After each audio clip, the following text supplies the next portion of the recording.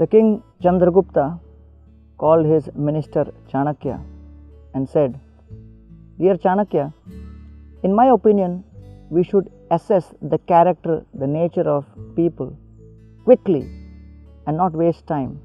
One should come to a conclusion very fast regarding assessing them."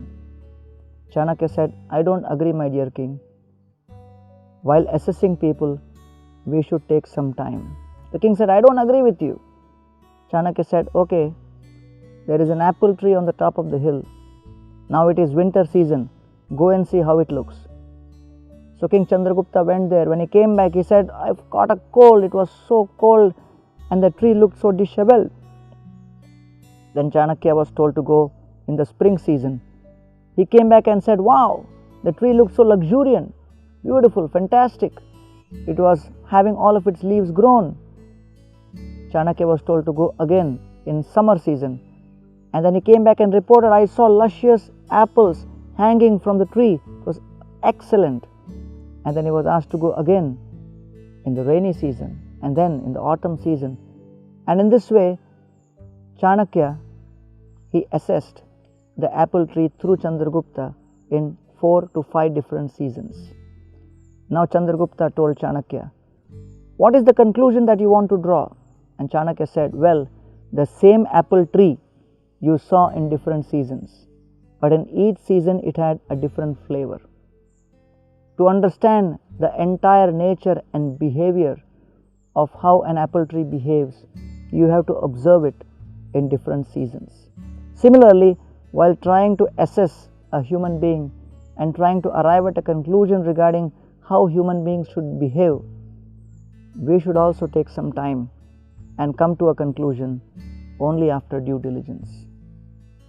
Therefore, it is very important to appreciate that unless and until a person is tested through different seasons of his life, we cannot really understand the inner core of what his real nature, integrity and character is.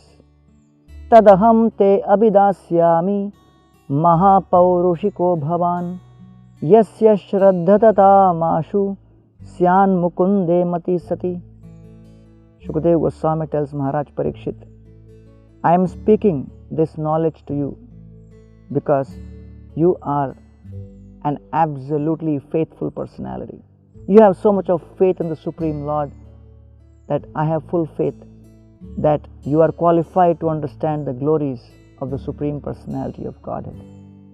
In the womb of your mother, you saw the Supreme Lord who protected you from the Brahmastra of Ashwatthama, and then you were cursed to die in 7 days and 7 nights.